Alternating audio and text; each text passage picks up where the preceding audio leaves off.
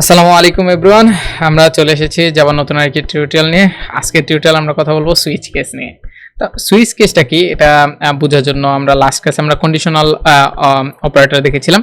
তো কন্ডিশনাল অপারেটরের মতোই আরেকটা হচ্ছে সুইচ কেস। তো এটা দিয়েও আমাদের কন্ডিশনাল অপারেটর যে কাজটা করে সুইচ কেস দিয়েও আমরা ওই কাজটা করতে পারি অনেকটা ওইরকমই।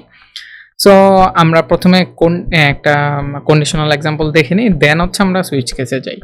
তো আমরা একটা ইন্টিজার ভ্যালু নিয়ে নিই, x = 3 বা 2 নিলাম, 2ই নেই।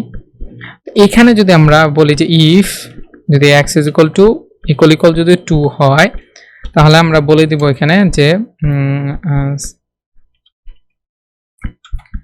আমরা এখানে বলে দিব হচ্ছে যে x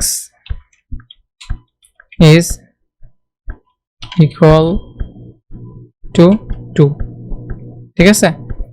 সরি 2 আগে 1 করি, এখানে আমরা সিরিয়াল ওয়াইজ যাই 1। দেন এলস ইফ যদি x = 2 হয়, দেন আমরা এখানে প্রিন্ট করব, এখানে বলে দিব যে x is equal to 2, ওকে। দেন আমরা বলে দিতে পারি লাস্টে যেটা থাকবে যে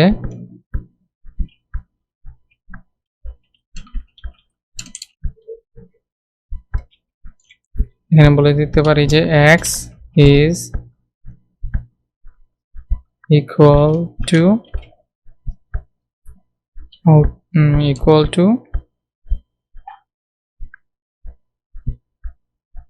আদার্স, এরকম বলে দিতে পারি জাস্ট বোঝার জন্য আর কি, আদার্স।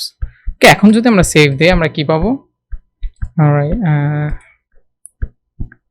রান করি, আমার হচ্ছে = 2 আমরা দেখতে পাবো, ঠিক আছে। এখন যদি আমি এটাকে চেঞ্জ করে 3 করে দিই, তাহলে দেখতে পাবেন যে আমাদের এটা বলবে যে =others, ওকে। রান এজ জাভা অ্যাপ্লিকেশন দিলাম, আমাদের এখানে বলতেছে =others। তো আমাদের এটা হইলে এটা করলাম।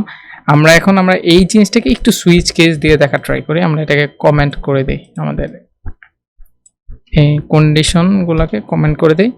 আমরা এখানে বলি যে আমরা এখানে সুইচ কেসটা দেখি, আমরা এখানে লিখব হচ্ছে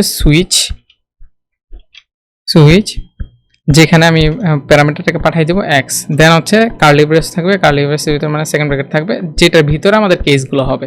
আমি x এর মানটা পাঠিয়ে দিই, যদি আমাদের কেস 1 হয় তাহলে আমাদের কি হবে, কেস 1 হইলে আমাদের বলবে যে আমাকে প্রিন্ট করে দাও এই যে এটা, ঠিক আছে। আমি একটু কপি করে নিয়ে আসি দ্রুত করার জন্য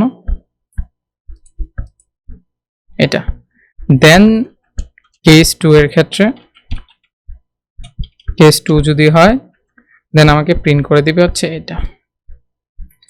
দেন আমাদের এখানে এলস এর কাজটা করে হচ্ছে ডিফল্ট, অনেকটা ডিফল্ট, যেটা ডিফল্ট হিসেবে থাকে,